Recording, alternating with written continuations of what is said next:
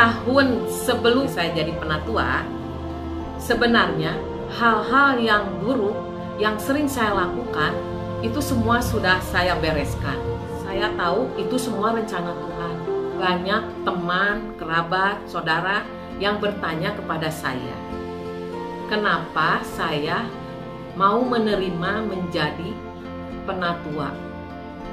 Kenapa mereka bertanya begitu?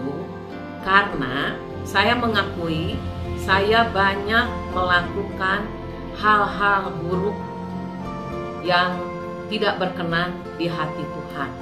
Salah satunya yaitu merokok. Karena saya ini perokok berat. Ini bukan cerita bohong. Saya perokok berat, bukan hanya ikut-ikutan.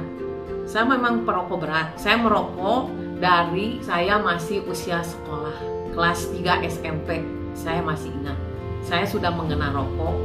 Bisa dibayangkan berapa uang yang sudah saya bakar. Kalau dikumpulkan mungkin saya bisa beli rumah ya. Akibat merokok yang saya rasakan, tubuh saya uang. Karena uang kan harus beli rokoknya. Sedangkan saya, hidup saya banyak kekurangan. Tapi saya berani uang seolah-olah dalam kata bahasanya dibakar ya.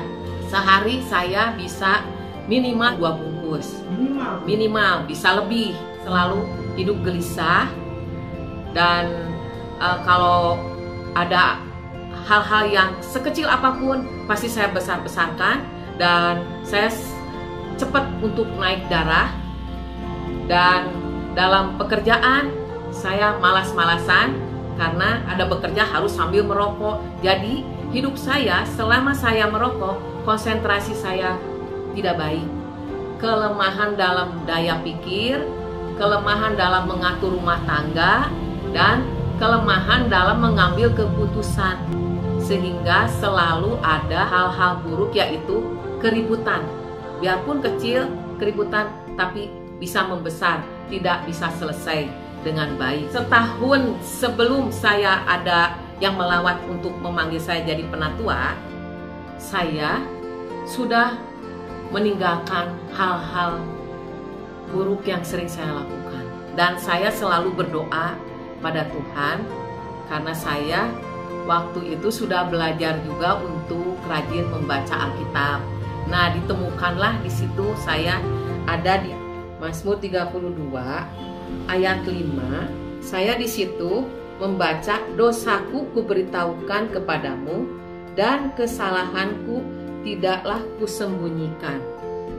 Aku berkata, aku mengakui pelanggaran-pelanggaranku kepada Tuhan, dan Engkau telah mengangkat beban dosaku. Nah, setelah menemukan Mazmur 32 ayat 5 itu, ternyata kita harus mengakui segala kesalahan kita kepada Tuhan. Nah, saya sering berdoa. Nah, dengan doa itulah akhirnya Tuhan memberi kekuatan. Saya sendiri juga tidak tahu kenapa saya jadi berhenti merokok. Sedangkan orang bilang kan kalau merokok itu tidak boleh berhenti sekaligus ya. Nanti bisa depresi lah. Saya tidak. Justru malah berhenti langsung, tidak ada mau nyicipin atau apa, tidak. Betul, itu bukan cerita bohong. Makanya teman saya banyak yang tidak percaya.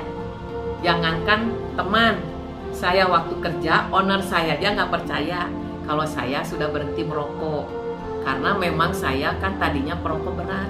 Jadi banyak orang yang nggak percaya. Mungkin sampai berapa tahun ya, ada sampai 10 tahun masih ada teman yang tidak percaya. Apalagi teman yang udah lama. Nah, teman saya nanya, nggak ngerokok? Enggak, kata saya. Wah, udah berapa tahun? Waduh, saya jadi lupa, udah lama. Wah, hebat katanya. Bukan hebat, kata saya. Itu karena saya berdoa minta sama Tuhan, bukan kehebatan kita. Dan itu juga berdoa nggak bisa sekali 2 kali atau seminggu atau sebulan, harus sering.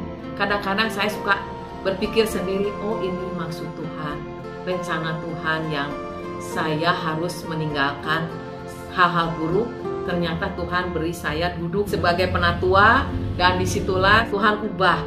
Nah, inilah kepenatuaan itu membuat saya menjadi dewasa. di dalam iman.